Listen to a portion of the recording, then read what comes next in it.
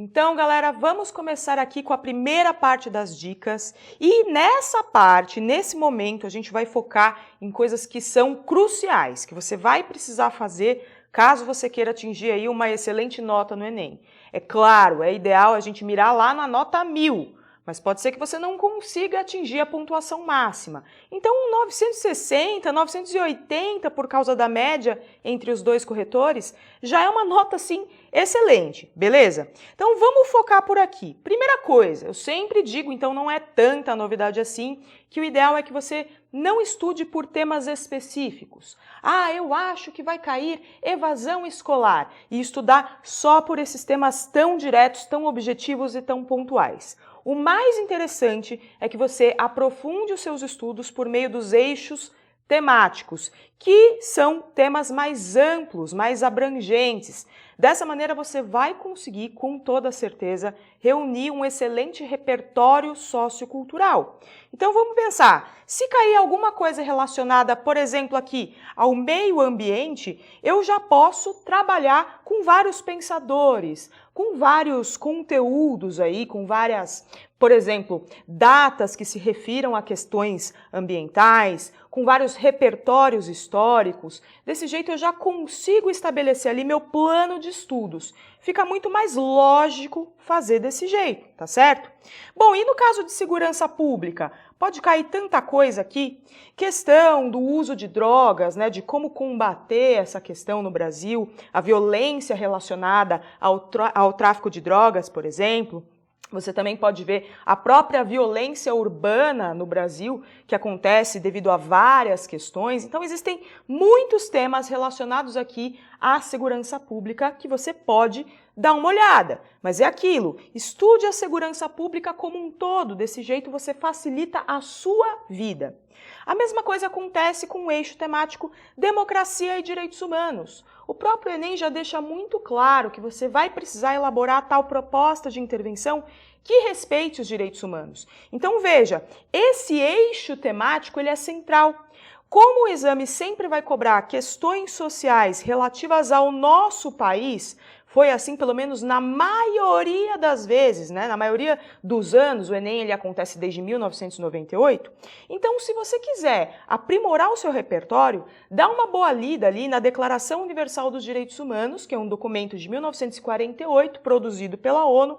Ele está disponível na internet gratuitamente, você acha, sem maiores problemas. E lá haverá todos os artigos, né, com todos os direitos humanos básicos para a nossa sobrevivência digna em sociedade. Isso você pode usar para vários temas. Então, por exemplo, lá está assegurado o nosso direito à vida. Veja, cabe em um monte de abordagem. Lá a gente também tem assegurado o direito à não exploração do trabalho. Então, ninguém deverá ser sujeito à exploração no trabalho ou a regimes que sejam análogos à escravidão. Olha que bacana, dependendo da temática, você já consegue encaixar esse repertório sociocultural. E a questão da democracia? Poxa, é o regime político que é adotado pela maior parte das nações em todo o mundo. Então é interessante que você entenda as bases da democracia. Liberdade de expressão, participação política, igualdade de direitos, entre tantas outras garantias. Se você entender isso muito bem, qualquer que seja o tema relacionado a essas duas questões, você vai conseguir, sem dúvida, tirar de letra, beleza? Então já vai fazendo aí o seu planejamento, já vai fazendo aí os seus fichamentos, como você achar melhor, porque desse jeito você se organiza, ok? Bom, também dá pra gente falar bastante sobre comportamento. Afinal de contas, né, as sociedades elas vão se moldando ao longo do tempo e os comportamentos também se modificam. Hoje em dia a gente se comporta de uma maneira muito diferente de 20 anos atrás, porque agora a gente já convive com a internet, com o mundo digital, né? A gente está muito aí. A gente já organiza a nossa vida muito focada no uso do smartphone, no uso do computador, sobretudo agora em épocas de pandemia em que a gente está tão preso na internet, a gente está tão dependente de tudo isso.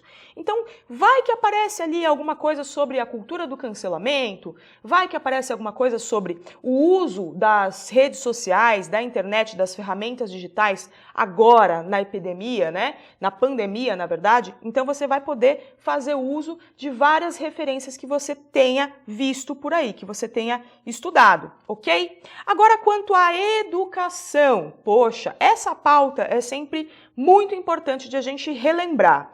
Evasão escolar, como eu disse no começo dessa aula, é um tema que já está cotado há muito tempo para aparecer, mas a gente não pode, né, contar que ele vá aparecer com toda certeza, certo? Existem também outras questões. A educação à distância, por exemplo, também é um ponto importante. A melhoria do ensino básico brasileiro, né?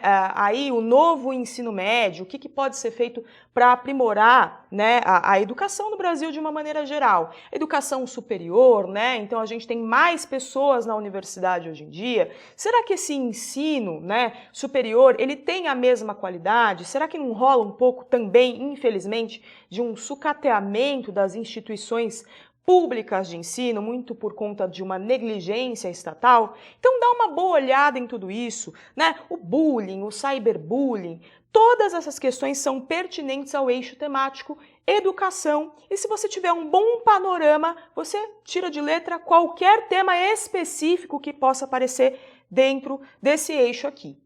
Também temos aqui um eixo que eu não poderia deixar de trazer, que é o tema da saúde, é o eixo da saúde, é o assunto mais geral relacionado a isso. Como a gente está vivendo a pandemia e também mesmo antes disso a gente já tinha uma crise relacionada à saúde pública, né? Eu coloquei aqui. O SUS, por exemplo, o Sistema Único de Saúde aqui no Brasil, ele é bastante elogiado em todo o mundo, né? Então ele é um sistema, sim, muito importante e inovador. Ele é o responsável pela vacinação da população, por tratamentos diversos, tratamentos, por exemplo, de câncer ou, né, de outras doenças, por exemplo, os transplantes, o SUS realiza aí, né, há bastante tempo já, mas a gente também entende que as filas nos hospitais, elas são bastante grandes, né? Infelizmente a gente não consegue atender a todo mundo. Tem mais gente precisando de atendimento do que hospitais ou médicos que estejam de fato ali, né, disponíveis para atender essa galera. Então a gente sabe que existe uma crise no Sistema Único de Saúde, apesar de ele ser sim referência mundial e muito importante. Então é aquele claro, né? Ruim com ele, pior sem ele, precisamos valorizar a nossa saúde, precisamos valorizar o SUS, beleza? Então é um eixo também extremamente importante e você deve levá-lo em consideração, sem dúvida, na hora de fazer aí o seu fichamento, na hora de já ir organizando o seu repertório sociocultural, ok? Agora a gente vai para a próxima colunazinha aqui, que é bem simples, tá? São diquinhas aqui bem básicas, são as seguintes.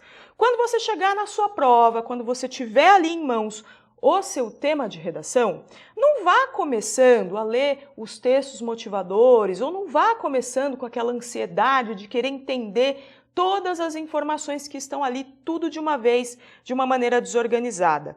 Leia, em primeiro lugar, as palavras mais importantes que constam no tema ou frase temática. Vocês podem reparar, os temas do Enem geralmente têm frases um pouquinho longas. Democratização do acesso ao cinema no Brasil, o estigma relacionado ou associado às doenças mentais no Brasil, manipulação do usuário pelo controle de dados na internet. É sempre uma frasezinha maior. Nessa frase você vai encontrar ao menos 3 palavras ou 3 ideias que são centrais. Essas palavrinhas, essas ideias, vão precisar aparecer algumas vezes ao longo do seu texto. E aí, no caso do último Enem, que foi o Enem de 2020, a gente tinha aqui 3 ideias centrais, né? Então a gente tinha a palavrinha estigma, a palavrinha doenças mentais, na verdade, né, uma expressão aqui só, uma ideia só, e depois a gente tinha o foco no Brasil. Isso significa que essas 3 informações, elas iam precisar aparecer ao longo do texto algumas vezes, não tem como evitar isso. É lógico, tem bastante gente que usa o quê? Algumas palavras para substituir, né? Recursos de coesão, sinônimos, né? Expressões que sejam equivalentes, para não ficar o tempo inteiro repetindo os mesmos vocábulos. E tá certo, é isso mesmo. Mas também não se preocupe. Como essas expressões, elas se relacionam diretamente com o tema, diretamente com o que foi solicitado, então não tem muito como você fugir disso. Pode lá grifar as palavras que você julgar que sejam as mais importantes e utilizar no seu texto, tá? Bem organizado, de uma maneira bem organizada, tudo bonitinho. Depois que você localizar essas informações mais centrais, mais relevantes, então você vai fazer a leitura da coletânea com bastante atenção. Então você vai ler todos os textos que estão lá, localizando as informações mais importantes que constem na coletânea, né? Então algum dado que você tenha achado interessante, né? Alguma citação que porventura esteja por ali, né? Alguma explicação, algum viés argumentativo. Tente encontrar também qual que é a relação entre os textos, enfim, vá fazendo isso com calma, mas a primeira coisa de fato é você localizar as palavras centrais, porque isso vai te ajudar na sua abordagem, vai ajudar para você ser mais objetivo no seu texto. Continuando nossas dicas aqui, eu preciso te falar uma coisa muito importante. Se a gente começou a falar sobre a importância de você estudar os eixos temáticos e de reunir informações, os repertórios, os conteúdos que você já tenha, agora a gente vai passar para uma parte que é extremamente importante. Guarde o que eu estou te dizendo, é a parte mais importante na prova do Enem. Diz respeito, então, à estrutura textual. Ou seja, de nada adianta você trazer aquele texto cheio de conteúdos, inclusive interessantes, com argumentos que sejam bacanas, que sejam fortes e consistentes o suficiente, caso você não organize bem essas informações dentro da dissertação. Então, se a gente for olhar, e daqui a pouco a gente vai analisar um texto que tirou 1000 no último Enem, se a gente for olhar essas redações, a gente vai notar uma semelhança entre todas. Todos os textos que conseguiram adquirir a nota máxima eram extremamente bem estruturados. Então, eles tinham uma organização muito lógica, né? Então, a gente pode falar da estrutura maior, a estrutura mais básica de um texto dissertativo, que diz respeito à introdução, desenvolvimento e conclusão. Sobre isso, você já sabe. Mas o fato é que cada parágrafo também tem uma estrutura própria, também tem uma estrutura que é mais fechadinha. Então, a introdução precisa apresentar o tema, contextualizar o leitor e também propor uma tese, que é uma hipótese crítica que eu vou precisar desenvolver ao longo do meu texto. Isso é o que se espera de uma boa introdução. No desenvolvimento, eu vou precisar, então, apresentar argumentos que sejam consistentes e eficientes para fundamentar, para explicar, para justificar, para comprovar aquilo que eu apresentei na minha tese. Então, eu preciso ter uma organização ali também, né? Eu preciso ter um argumento, eu preciso apresentar algum exemplo que possa ilustrar esse meu argumento, preciso dar uma explicadinha para o leitor conseguir entender qual que é o seu raciocínio. Isso vale, obviamente, para os 2 parágrafos de desenvolvimento, ou caso você seja do tipo que gosta de fazer 3 parágrafos de desenvolvimento, tudo bem também, mas aí é a mesma estruturazinha lógica para cada um deles, tá certo? Lógico, não existe uma fórmula pronta que você deva decorar para simplesmente replicar, repetir no seu texto. Isso, inclusive, não é algo que eu vou aqui indicar para vocês fazerem, justamente porque já há bancas examinadoras que estão de olho nos alunos que simplesmente decoram fórmulas prontas para encaixar depois na hora do vestibular e estão retirando, eles estão descontando nota ou até mesmo zerando alguns textos que fazem isso. Então, por favor, não vá ficar decorando coisinha pronta para colocar no Enem. A ideia não é que você faça um texto engessado, mas que você faça um texto que seja organizado, que você mostre para o examinador que você tem uma capacidade muito grande, de apresentar conteúdos que que façam, na verdade, uma progressão. Então, da introdução até a conclusão, eu preciso progredir nas minhas ideias, elas precisam fazer sentido no conjunto, tá certo?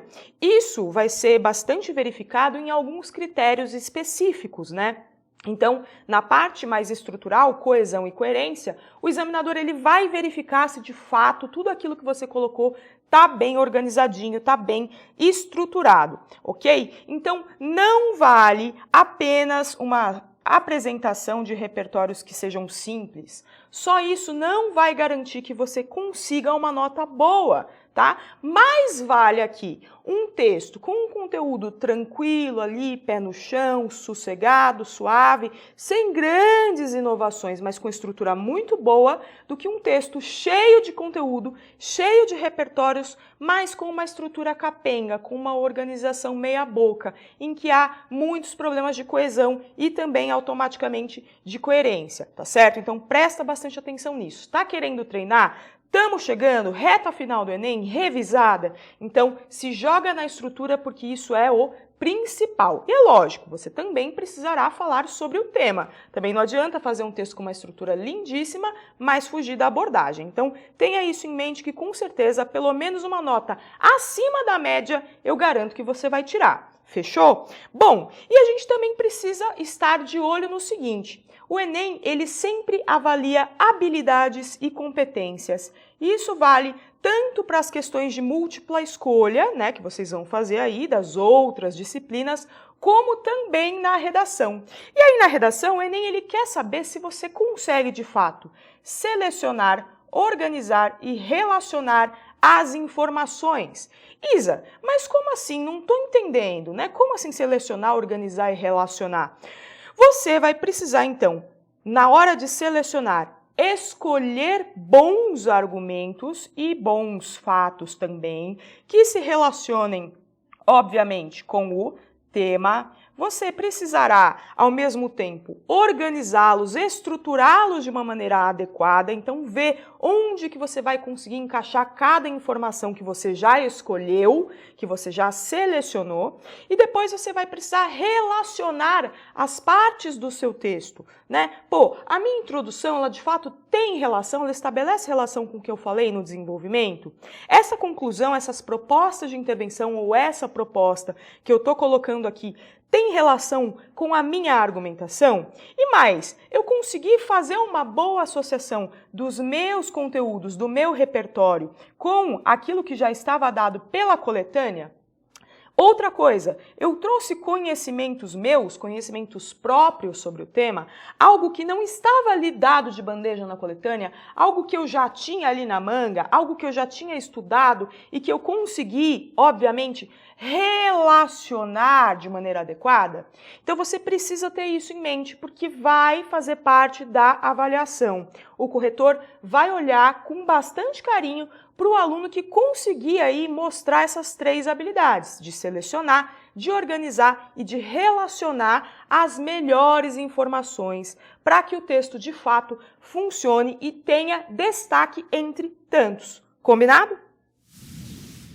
Bom, então vamos dar uma analisada aqui no último Enem, na última proposta de redação que caiu no Enem 2020. Eu sei, o Enem aconteceu em 2021, no início do ano, justamente por conta da pandemia, mas é o Enem 2020, tá bom? Bom, a gente já até deu uma olhada nas dicas sobre as expressões, as ideias, as palavrinhas centrais desse tema aqui, mas agora a gente vai analisar com mais cuidado, porque em seguida a gente também vai verificar juntos um texto que recebeu nota 1000 para esse tema.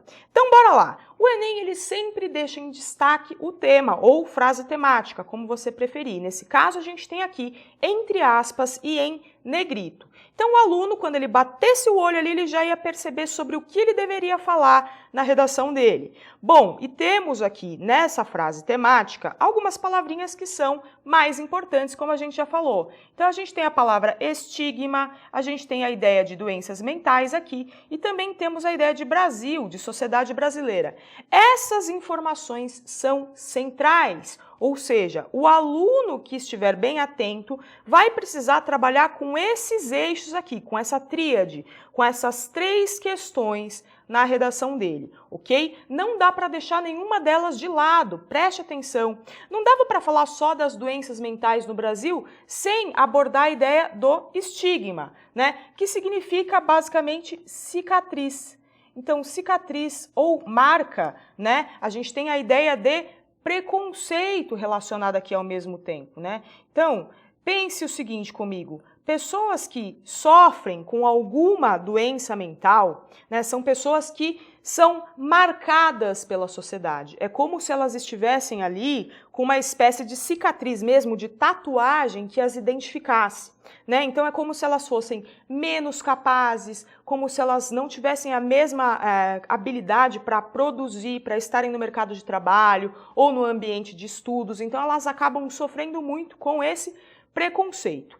Era ideal, então, que o aluno soubesse o significado, o sentido da palavra estigma. Existe uma explicaçãozinha breve aqui na coletânea, a gente vai olhar, mas o ideal é que isso não fosse deixado de lado em nenhum momento, tá certo? Então, apenas falar das doenças mentais não era o suficiente, você deveria associar tudo isso com o estigma, tá certo? Então, analise com bastante cuidado todas as palavrinhas centrais que estão no tema para que você não tangencie a proposta, beleza? E não perca a nota de graça. Bom, mas além do tema em si, que sempre está em destaque, como eu falei, a gente também tem algumas orientações da banca que não estão ali por acaso, elas devem ser lidas, elas devem ser analisadas. E a gente tem o seguinte aqui: a partir da leitura dos textos motivadores e com base nos conhecimentos construídos ao longo da sua formação, então veja, eles vão considerar o que estava na coletânea, ou seja, se você conseguiu fazer uma boa leitura e uma boa interpretação da coletânea, não é que você vai ficar copiando tudo que está ali, você precisa interpretar. Você vai precisar fazer isso se você quiser tirar uma nota interessante, uma nota boa, porque uma coisa são as informações que aparecem facilmente, aquilo que já está dito de cara. Outra coisa diferente são as informações que estão implícitas nos textos motivadores. Então, algumas ideias, elas estão ali, mas não dadas de cara. Você vai precisar fazer essa análise um pouquinho mais cuidadosa para conseguir perceber conteúdos que estão mais por trás, beleza? Então, você vai interpretar os conteúdos dos textos motivadores para que, então, você possa realizar a sua redação. O Enem também vai considerar, é claro, os conhecimentos que você construiu ao longo da sua formação. Isso aqui é aquilo que você já traz de repertório, tá? Então, o repertório que você trouxer de fora, ele também é muito importante. Isso mostra para o avaliador que você não está ali, né, naquela coisa morna, que você não está ali no senso comum, mas que você sabe fazer a diferença. Tudo bem? Que você consegue associar os conteúdos dos textos motivadores ao seu conhecimento de mundo. Beleza? Bom, você também vai precisar fazer um texto dissertativo argumentativo. Disso a gente já sabe, dissertação argumentativa pro vestibular, pro Enem aqui no caso. Vai precisar trazer a modalidade escrita formal da língua portuguesa, ou seja, nada de gírias, nada de coloquialismos, de marcas de oralidade ou de erros, inadequações gramaticais, porque tudo isso vai ser avaliado ali na competência 1, que diz respeito à linguagem no Enem, tudo bem? Você também não poderá esquecer de maneira alguma de apresentar a tal da proposta de intervenção. Qualquer uma? Não. Uma proposta que respeite os direitos humanos e que, é claro, estabeleça relação com a argumentação. Você vai ter que apresentar uma proposta detalhada que se relacione com os argumentos que você apresentou. Senão, não adianta nada. Se você só disser assim, o Estado deve resolver este problema aí, você não está dizendo como, você não está dizendo porquê, você não está apontando os efeitos caso uma solução ela seja colocada em prática. Então, você precisa se atentar bastante a isso. Você também vai ter que apresentar o seu texto, que vai ter que ser coerente e coeso. Vai ter que trazer argumentos, como a gente já falou, e também fatos para a defesa de um ponto de vista, que é aquilo que a gente chama de tese, beleza? Sabendo de tudo isso, poxa, você já consegue fazer a sua redação numa boa. Parece muita coisa, mas com o treino, sobretudo se a gente prestar bastante atenção nesse texto que virá daqui a pouco, texto nota 1000, você vai ver que, nem é tão difícil assim. Fechou? Então agora a gente vai analisar um pouquinho da coletânea dos textos motivadores aqui dessa proposta. Vamos lá. Bom, então vamos dar uma olhadinha aqui nessa coletânea que caiu nesse Enem, então, sobre o estigma associado às doenças mentais na sociedade brasileira. O primeiro texto está disponível aqui num site oficial do governo do estado do Paraná. Olha que interessante. E foi acessado em julho de 2020, tá certo? Houve também uma pequena adaptação, ou seja, o Enem ele considerou ali que o texto não precisava estar na íntegra, que ele podia ser reformuladinho um pouquinho para ficar mais pedagógico, mais didático para os candidatos, ok? Bom, é um texto que vai falar sobre a diferença de saúde mental e de doença mental, tá certo? Parece meio óbvio, a pessoa que tem saúde mental é uma pessoa que tá de boa, tá tranquila, não tem problema nenhum ali, tá tudo funcionando certinho. E a pessoa que tem uma doença mental precisa de um tratamento específico, com psicólogos, com psiquiatras, enfim. Mas aqui a gente tem outras informações que não podiam passar despercebidas. Vamos analisar juntos? A maior parte das pessoas, quando ouve falar em saúde mental, pensa em doença mental. Mas a saúde mental implica muito mais do que a ausência de doenças mentais. Olha que informação importante. Pessoas mentalmente saudáveis compreendem que ninguém é perfeito, que todos possuem limites e que não se pode ser tudo para todos. Elas vivenciam diariamente uma série de emoções, como alegria, amor, satisfação, tristeza, raiva e frustração. São capazes de enfrentar os desafios e as mudanças da vida cotidiana com equilíbrio e sabem procurar ajuda quando têm dificuldade em lidar com conflitos, perturbações, traumas ou transições importantes nos diferentes ciclos da vida. Então, a saúde mental de uma pessoa está relacionada à forma como ela reage às exigências da vida e ao modo como harmoniza seus desejos, capacidades, ambições, ideias e emoções. Todas as pessoas podem apresentar sinais de sofrimento psíquico em alguma fase da vida. Então é um texto interessante porque ele desmistifica algumas coisas, né? Não é porque a pessoa não tem nenhuma doença mental que a saúde mental dessa pessoa estará em dia. Pode ser que você passe por alguma frustração na sua vida e sofra assim de uma maneira aí que abale a sua saúde mental, né? Que você tenha o tal sofrimento psíquico que a gente está falando aqui embaixo. Então é importante que todos nós, sem exceção, cuidemos da nossa saúde mental. Tudo bem? Então a gente já tem um texto aqui que explica um pouquinho dessa diferença, dessa confusão que as pessoas fazem. Beleza? Bom, o próximo texto vai falar então sobre a palavrinha estigma, que tanta gente não sabia exatamente o que era. Bora lá! A origem da palavra estigma aponta para marcas ou cicatrizes, como a gente já disse, deixadas por feridas. Por extensão, em um período que remonta à Grécia Antiga, passou a designar também as marcas feitas com ferro em brasa em criminosos, escravos e outras pessoas que se desejava separar da sociedade correta e honrada. Olha essas informações como são importantes. Essa mesma palavra muitas vezes está presente no universo das doenças psiquiátricas. No lugar da marca de ferro, relegamos preconceito, a gente falou disso já, né? Falta de informação e tratamentos precários a pessoas que sofrem de depressão, ansiedade, transtorno bipolar e outros transtornos mentais graves. Achar que a manifestação de um transtorno mental é frescura está relacionada a um ideal de felicidade que não é igual para todo mundo. A tentativa de se encaixar nesse modelo cria distância dos sentimentos reais e quem os demonstra é rotulado, o que progressivamente dificulta a interação social. É aqui que as redes sociais de enorme popularidade mostram uma face cruel, desempenhando um papel de validação da vida perfeita e criando um ambiente em que tudo deve ser mostrado em seu melhor ângulo. Fora dos holofotes da internet, porém, transtornos mentais mostram-se mais presentes do que se imagina. Então é aquela ideia, né, da vida perfeita, de todos felizes, satisfeitos, contentes, né? Aquela vida linda que a gente vê no Instagram. Muitas vezes aquilo ali é só fantasia. Ninguém vive aquela vida perfeita, não. Todo mundo tem os seus problemas, tá certo? E qual que é a questão disso? É que toda essa fantasia, obviamente, mascara um problema muito maior que não é, pelo menos não tem sido aí ao longo do tempo, prioridade das pessoas.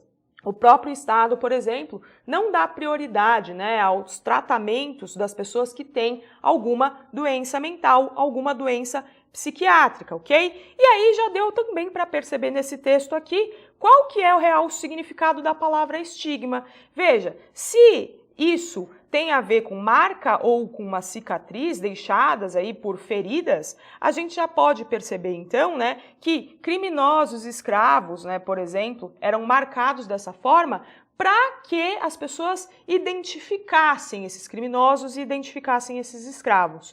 É como, então, se as pessoas com doenças psiquiátricas, né, elas também tivessem essa marca, elas também fossem facilmente localizadas e, portanto, julgadas por sua menor capacidade, coisa que não é verdade, certo? Isso constitui um preconceito, ok? Então, é um texto também bem interessante aí que nos ajuda a entender um pouquinho mais sobre o tema.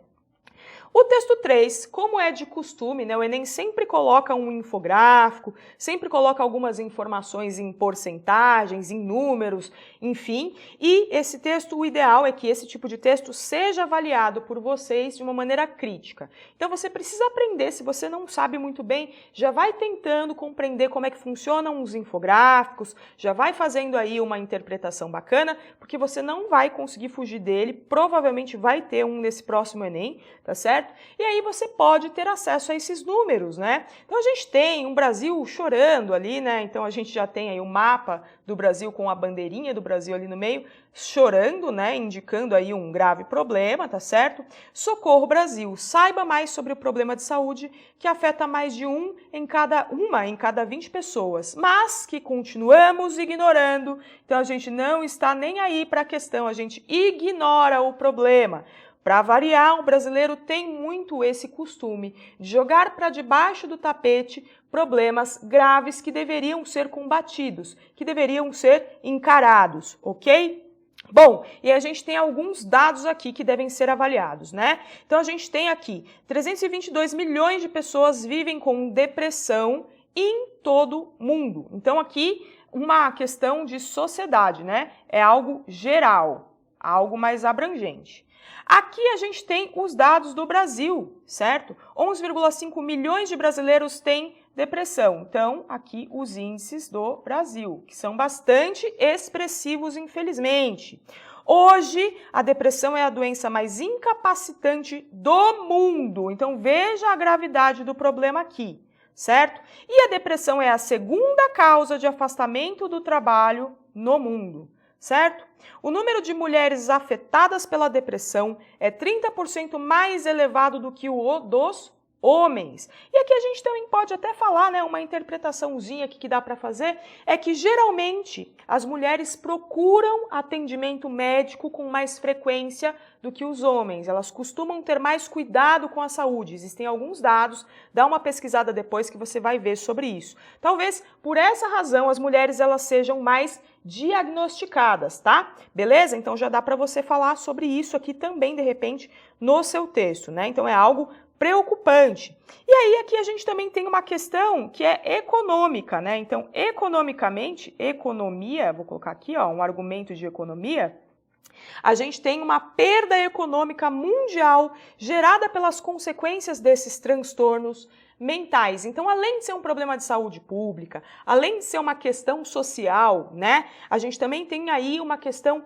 econômica, beleza? Vou colocar aqui sobre as mulheres, elas geralmente têm também, além de tudo, né, elas têm a tal dupla jornada, o que é muito comum, né? Então, as mulheres elas trabalham fora de casa, mas elas também têm que chegar em casa, cuidar da família, cuidar delas mesmas, isso é muito cansativo e é algo que pode agravar ainda mais essa questão relacionada à depressão. Tá certo? Então, são dados aqui que estão bem organizadinhos, é fácil de a gente entender isso bastante, né?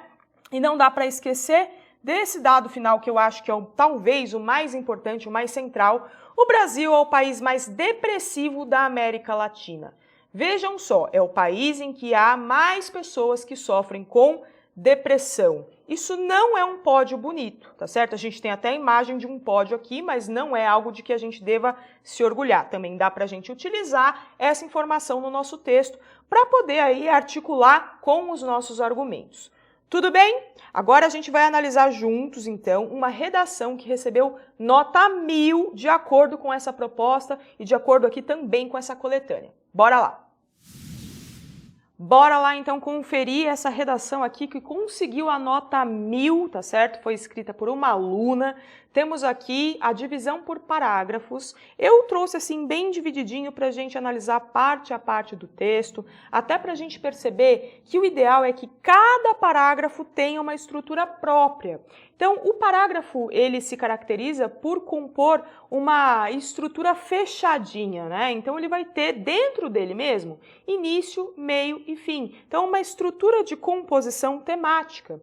Qual que é o papel da introdução? Conforme a gente já falou, é apresentar o tema, dar uma explicadinha, uma contextualizadinha ali para depois propor a tese. E foi justamente o que essa candidata fez. E fez de uma maneira bastante interessante. Vocês já vão perceber que temos aqui um repertório sociocultural produtivo. Então, bora lá, vamos começar essa leitura. Eu vou marcando aqui uma palavrinha ou outra que você pode ir tomando nota, até para levar para você mesmo, para o seu vocabulário, né, para te ajudar nessa parte de linguagem aí, que é tão importante. Então, bora. No filme estadunidense Coringa, o personagem principal, Arthur Fleck, sofre de um transtorno mental que o faz ter episódios de riso exagerado e descontrolado em público, motivo pelo qual é frequentemente atacado nas ruas. Olha que interessante. Então, essa primeira parte aqui, a gente já tem o que se chama repertório sociocultural produtivo, né? Então, aqui a aluna, ela já trouxe para nós um conteúdo extra, algo que não estava na coletânea, algo que ela tinha ali guardadinho, né? Então, ela assistiu a esse filme e ela conseguiu fazer uma boa interpretação. Ela percebeu que era possível analisar o tema com uma base de um filme que, fez um grande sucesso, tá certo?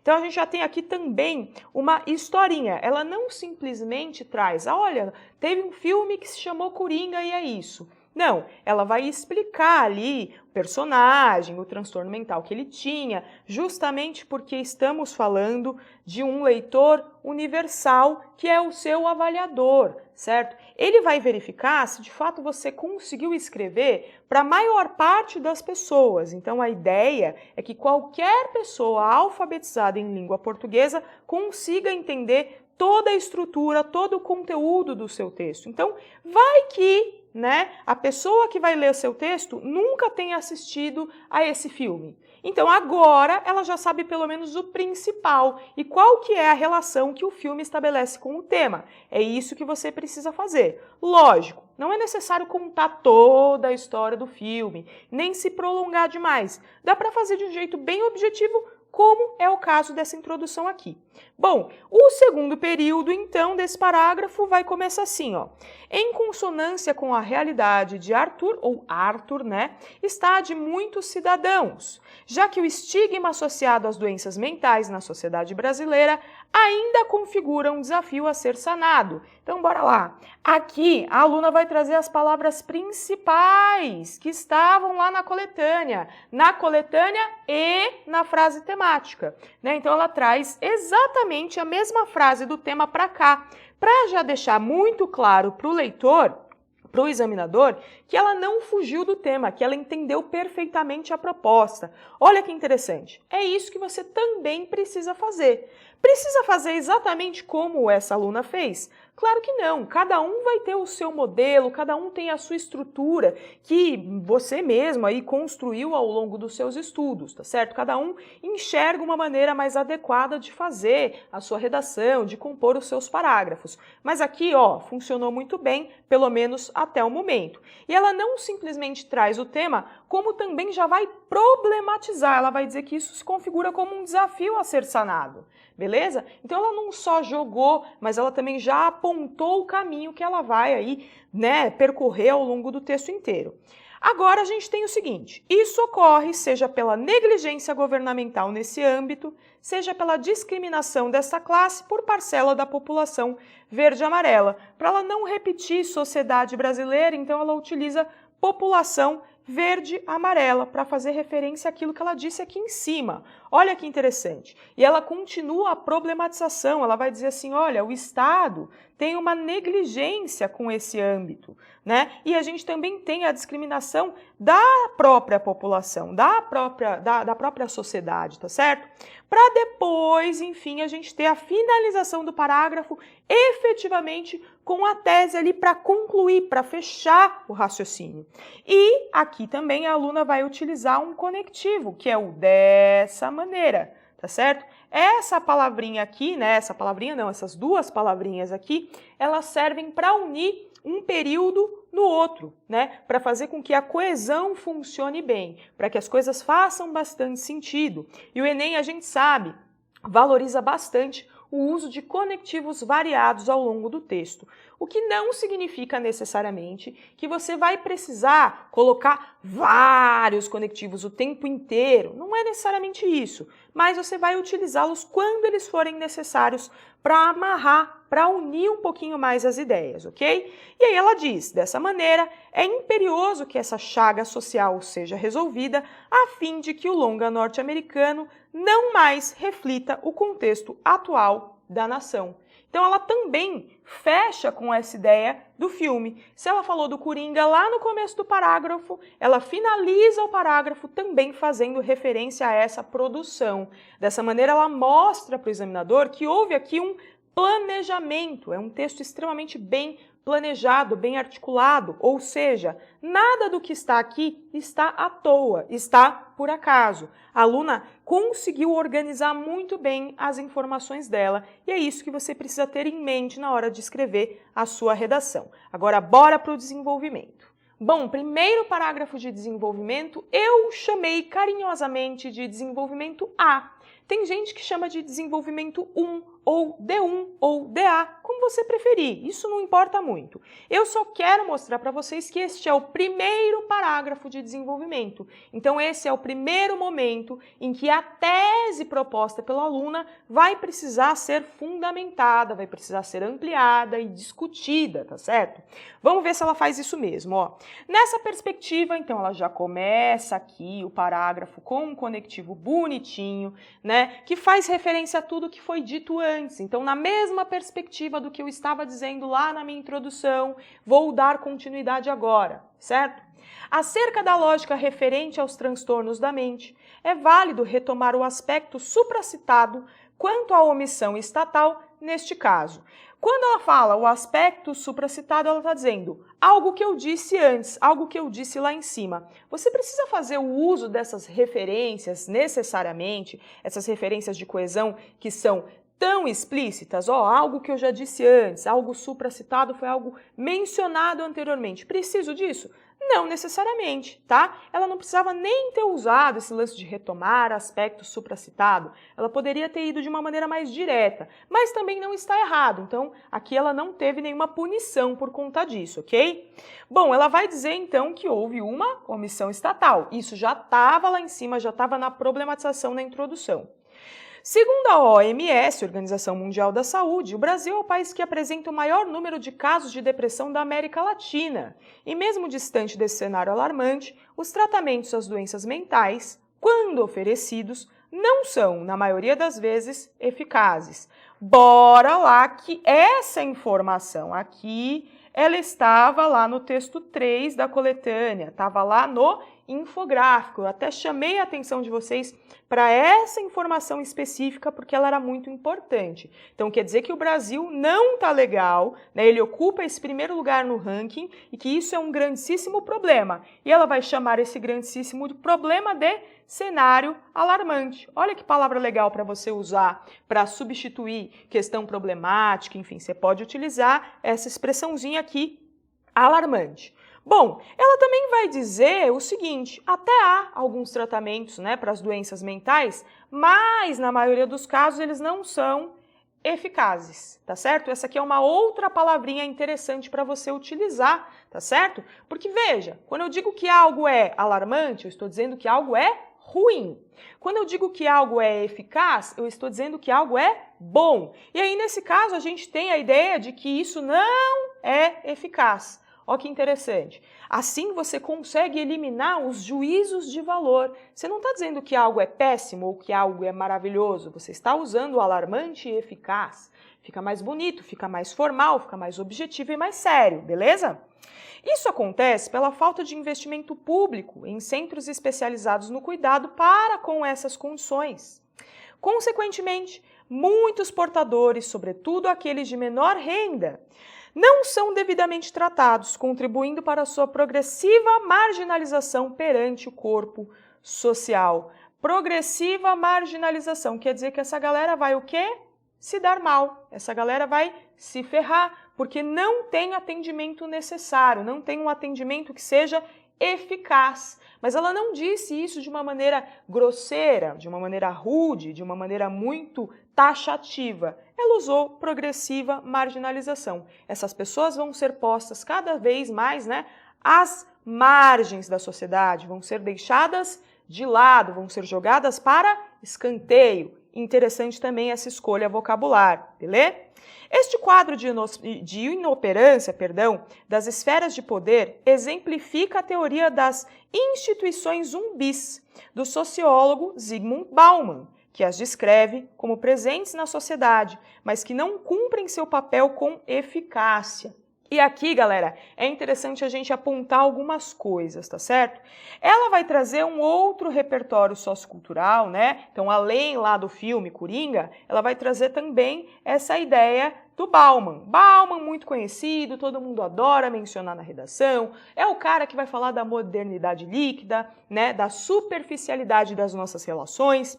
Ele também tem essa teoria das instituições zumbis, tá certo? Que consiste justamente nessa ineficácia governamental, por exemplo, de você não tomar as devidas medidas para sanar, para solucionar um problema, mas a aluna poderia aqui ter explicado isso um pouquinho melhor, tá certo? Explicado um pouco mais no que consistem essas instituições. Ela até explica. Ela vai dizer o seguinte: essas instituições estão presentes na sociedade, mas elas não são eficazes, porque elas não cumprem seu papel com eficácia, Então, dava para ela ter explicado um pouquinho melhor. Como assim? Que instituições seriam essas? Ela poderia melhorar isso. Mas veja, isso não foi um problema grave, porque não comprometeu a nota. Ela ainda assim conseguiu a nota máxima, beleza? Então, percebam que mesmo os textos que alcançam a nota 1000, ainda assim tem algum aspecto ou outro que pode melhorar.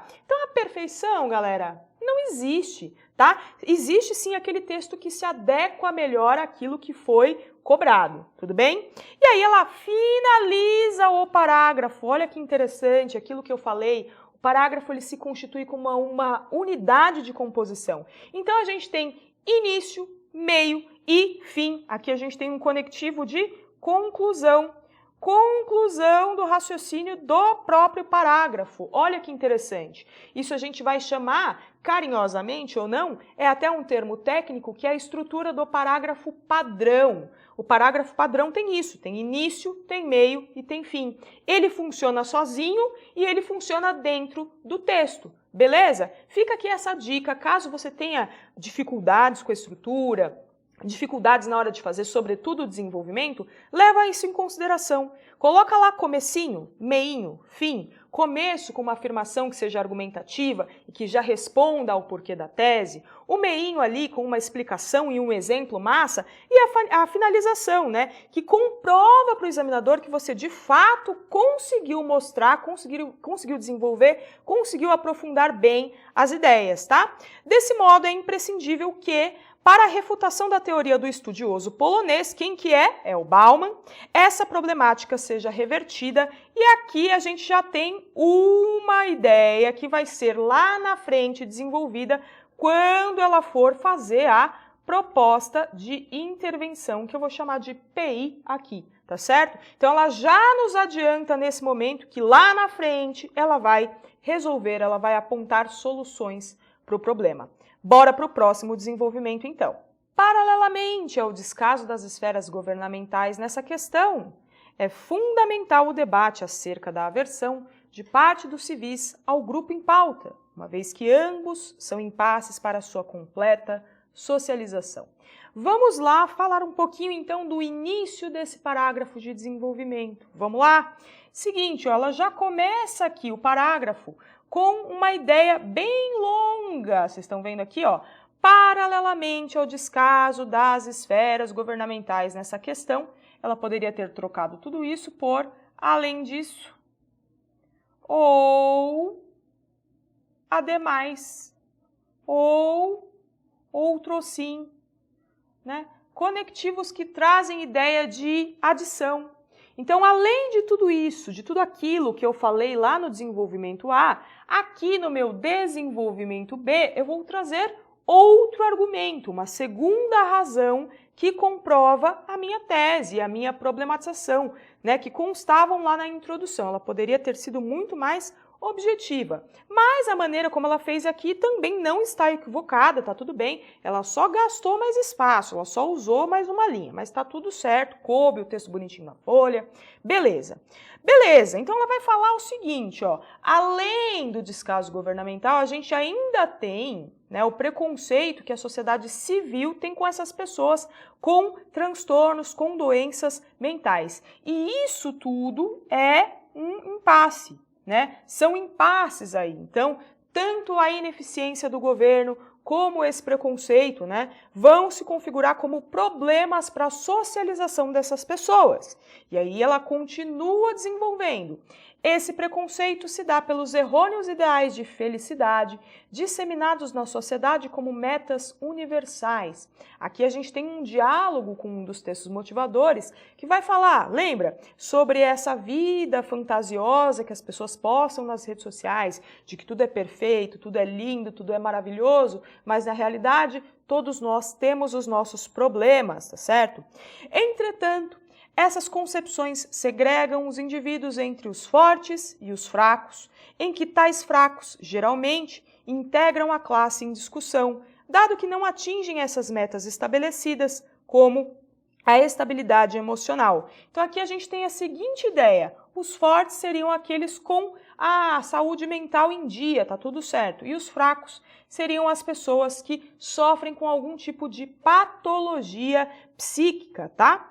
Bom, aqui foi uma divisão bem interessante que ela vai fazer, até porque também na coletânea constava a ideia, né, de que a depressão, por exemplo, é uma das doenças mais incapacitantes do mundo, é uma das doenças que mais afasta, por exemplo, as pessoas do trabalho. Então existe essa ideia, né? As pessoas fortes são aquelas que são capazes de continuar produzindo e as pessoas fracas são aquelas que são afastadas do trabalho por conta dessas doenças. Foi bem interessante aqui esse lance que a aluna ela fez aqui, essa comparação que ela estabelece, tá? Por conseguinte, aqueles que não alcançam os objetivos são estigmatizados e excluídos do tecido social. Olha a ideia de estigma aqui de novo, certo? Eles são estigmatizados, eles são marcados, eles sofrem esse preconceito, tá? E além disso, eles são excluídos, são marginalizados, são deixados de lado da sociedade, né? Então é como se eles fossem ali a escória, como se eles não servissem para muita coisa. Tal conjuntura segregacionista contraria o princípio do ou de espaço público da filósofa Hannah Arendt.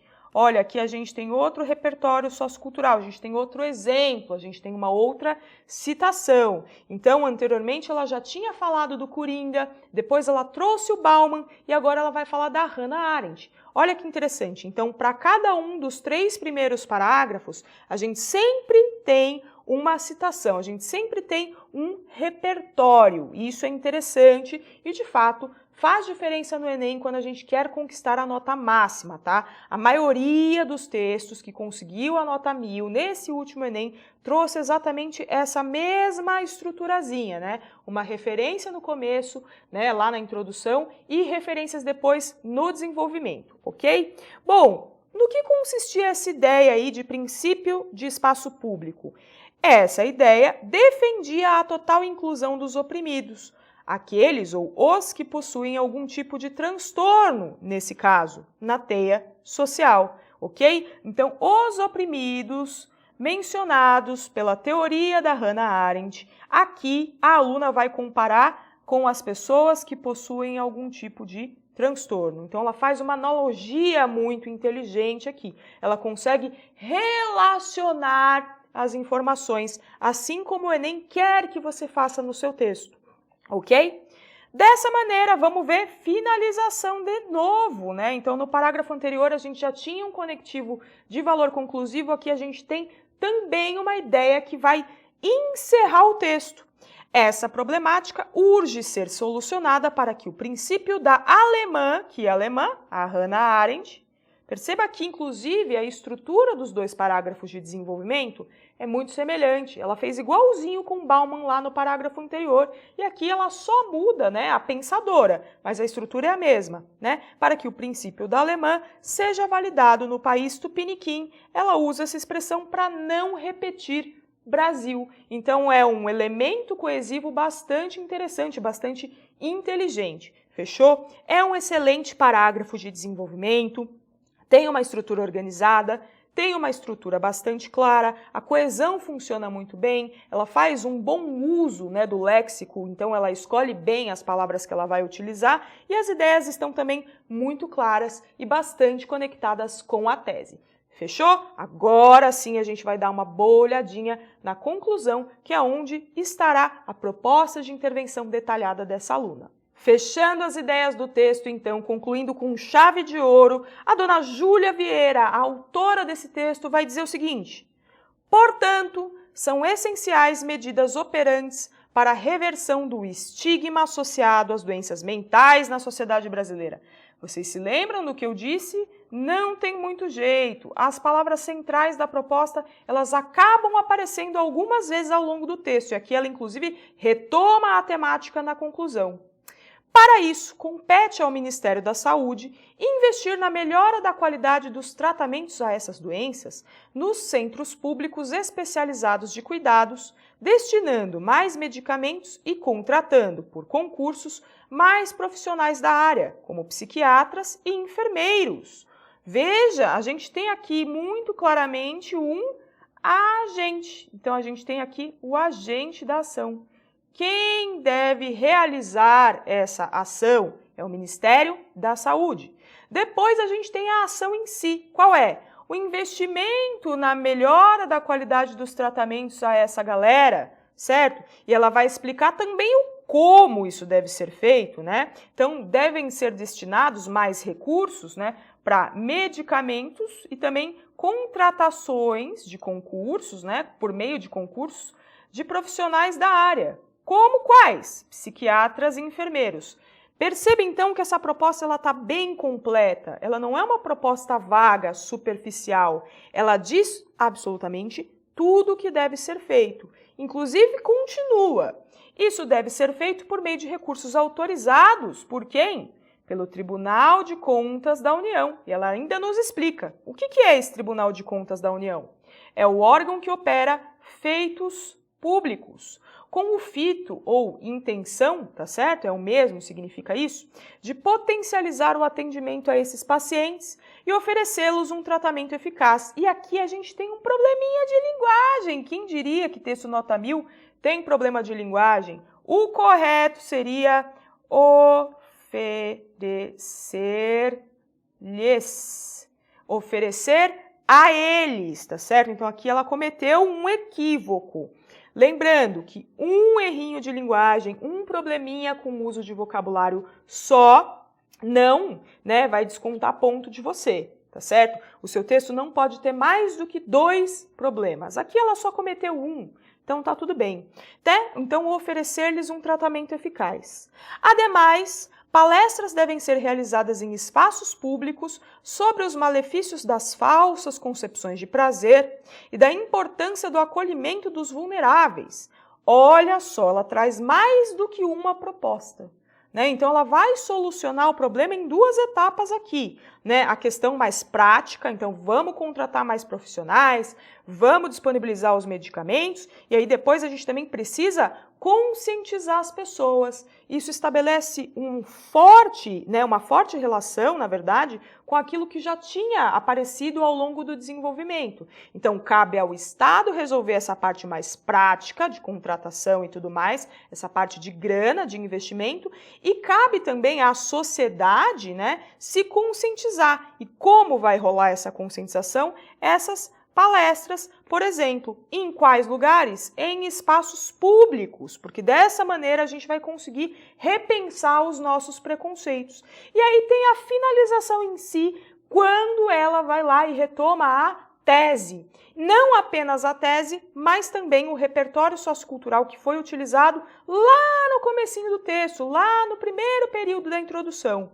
Assim, os ideais inalcançáveis não mais serão instrumentos segregadores e, finalmente, a situação de Fleck não mais representará a dos brasileiros. O Fleck aqui é o nosso querido Coringa, tá certo?